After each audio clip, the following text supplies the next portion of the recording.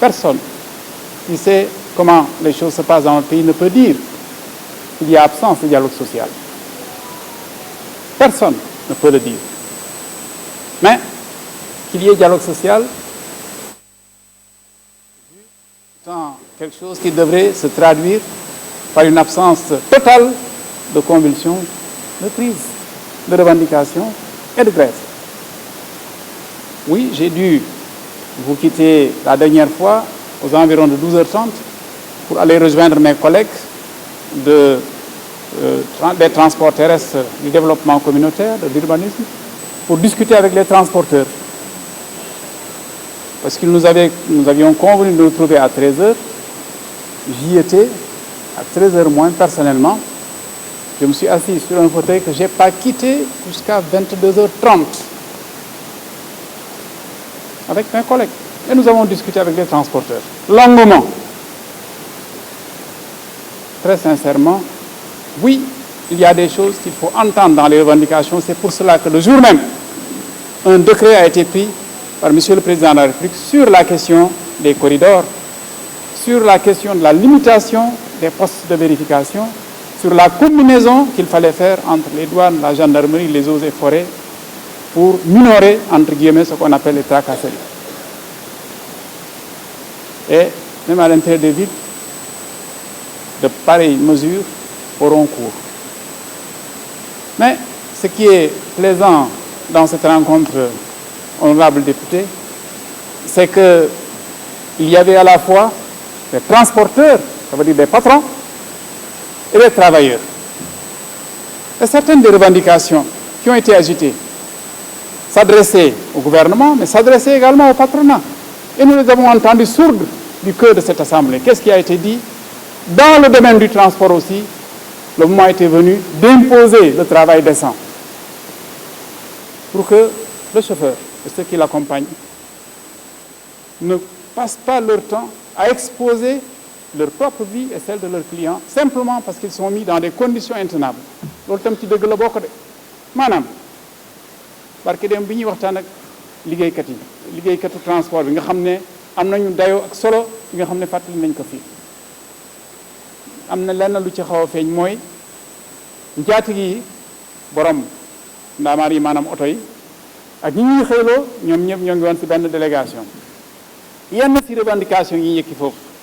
mooy revendication liggéeykat yi ne nañ ñu defal ay liggéey yoo xam ne liggéey bu décent la nañ ñu defal ay contrat nañ ñu fay ay payoor yoo xam ne wax dëgg la moom la ñu kii nañu waajal suñu retraite bu ñu feebaree bu ñu toxee nañu fexe loo xam ne moom la ñuy jox ñu mën a suturlu ci revendication boobu naam gouvernement bi moom na ko waaye nag ñi ko moom tam mooy transporteurs yi li may jéem a fësal foofu rek jël exemple boobu mooy bu ñu kenn réeree mbir ne réew mi suñu réew la ñun ñëpp ñenn ñi fi toog côté bi yàlla day def ñu toog côté bee ñenn ñi toog côté boobu te loolu jàng ngeen ko wax yàlla def ñu toog côté bi nga dawal oto tey ma nekk ci hôtel di togg suba kii nekk ci waaroo di béy kee di napp kii di jàngale kii di fajaate muy réew mi pourquoi faisons-nous société? Pourquoi sommes-nous organisés de cette façon? C'est que chacun d'entre nous est indispensable à l'autre et que si je voulais être à la fois transporteur, enseignant, médecin, géologue, etc., on n'en sortirait pas. Alors comme ñun néew la ñun ni rek la nga la waaye nag ku nekk ci ñun bàyyi xel ci li nga xam ne mooy sa wareef nga def ko ba mu mot boo ko motalee rek benn revendication du am mooy lan mooy man mi nga xam ne damay oto di ci def ay doomu aadama ne leen dawal leen ma ji ci wut koom nga la waay ñi may liggéey loo naa leen def ci anam yoo xam ne anam yoon noonu la ko tege mooy mbiru formalisation bi ñu jàpp nag te loolu tam waxtaan nañ ko ak mbokk yi loolu tey nekkatul rek une question de choix parce que amuñ ci pexe bu ñu ko defulee dañuy romb ñu wees parce que façon yi ñuy organiser transport dama jël exemple boobu rek nekke noonu bi ñenn ci ñun juddoogul ba tey mënatul wéy mu neex ñu mun a xadañu mënatul wéy ndax nag am na tam lu waral ñu indi modernisation bu rëy bi nga xam ne am na TER bi mu ngi taxaw soobee yàlla BRT bi mu ngi ñëw leneen moo ci nar a topp est-ce que mbokk yi nga xam ne yor nañu ay oto ñu ngi bàyyi xel si ne du yàgg dara oto bi ci boppam sax mën na am du laaj kenn toog ci walang bi di ko dawal ndax mënees na toog fële di ko dawal. On parle de la modernisation des outils de travail. Ne me dites pas que nous sommes au Sénégal, que ça ne viendra pas, c'est de l'utopie. Ce n'est pas d'utopie. Ce n'est pas demain, c'est aujourd'hui que ça va se faire. Parce que nous sommes insérés dans l'économie monde et il y a beaucoup de choses qui vont bouger, que nous le voulions ou pas. Il faut savoir anticiper. Mais en attendant, nañu toog continuer di déggoo waxtaan dëgg la grève bi fi am 72 heures yooyu kenn ñaanu ko li mu yàq bari na ñi mu yàqal bari na li nga xam ne nag ñëpp lay yàqal ñëpp a ko war a daw gouvernement bi dëgg la waaye du moom rek njaatige yi waaw liggéeykat yi grève yëpp d'ailleurs noonu la bii dafa gën a fës rek won ñu ma ne loolu war nañ ko mën a moyendu ci lan ci dawal yoon mooy on ne peut pas vouloir aussi qu'il n'y ait pas d'organisation et de loi. On ne peut pas.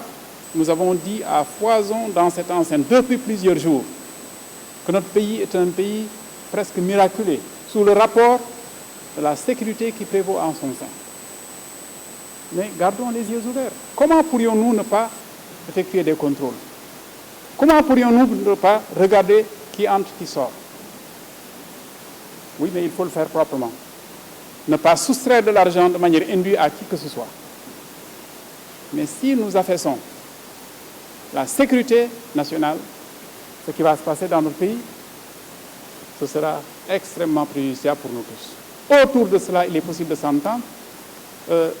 qu'un décret ait été pris. Le jour même que nous ayons fait faire le tour des ministres intéressés pour leur signature par rapport à l'arrêté, est un indice probant de la volonté du gouvernement d'aller dans le sens de ce qui est demandé par les transporteurs pour essayer de réduire la part de fatigue, toutes les charges indues. Mais c'est un signal fort également de la volonté du gouvernement de cheminer avec les travailleurs, mais sur la base de la rationalité. Au-delà, il n'y a pas d'autre voie, parce que toutes les voies seraient sans issue. Li ma bëgg a wax mooy waxtaan wi am na day continuer di wéy waaye li nga xam ne moo ñuy may ñu génn ci rek mooy bañ a fàtte ne ñu ni neen la. Honorable député Pape Bianco bi nekk ni sama kanam député la tey transporteur la suba ndaw nguur la gannaaw suba keneen tam noonu rek ñu ni neen la li ñu bokk mooy réew mi bu ku nekk gisee noonu dama ne lu baree bari nañ ko mën a sàmm bu baax a baax. booy seet troisième conférence sociale bi ñu def taxoon ma bàyyi commission yi pour ñaari fan ñett ñu defe ko jam ñaajo conclusion yi mu jël conclusion yoo xam ne day jëmmal li ngeen fi wax mooy lan mooy nañu fexe ba gën a aar liggéeykat bi lan moo tax doomu adama di liggéey pour faj soxloom waaye pour yëg ne nit la mais yëg nit nga ne loolu bëggoo ko yëg rek bi ngay am doole ak kattan da nga ko bëgg a continuer yëg sa ngiri dund mooy lan mooy même boo toxee feebar sa liggéey war na la jëriñ boo mënatulee sa liggéey gunge la waruñu ne day liggéey rek feebar na mënatul ñu bàyyi ko mu wadd protection sociale mooy lan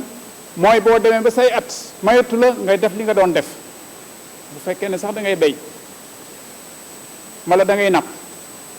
mala da ngay tabax war nga am li ñuy naan à la retraite loolu nag mooy indi ñu war a moderniser suñu téye bi nga xam ne téye nañ ko suñu liggéey conclusion yooyu nga xam ne dañu bëgg réduire travail informel bi indi formalisation bi bokk na ci conclusion yi te conclusion yooyu defe naa ne dinañ ko mettre en œuvre bu ci yàlla àndee am nañu échéancier bi dinañ ko soumettre président de la République code de sécurité sociale bi tam ñu ngi ciy waxtaan te léegi mu egg ci conseil consultatif bi pour ñu avancer ci tudd nañ fi inspecteurs yi inspecteurs du travail yi ci inspection yi dama bëggoon d'abord rendre hommage à mes collaborateurs. C'est vrai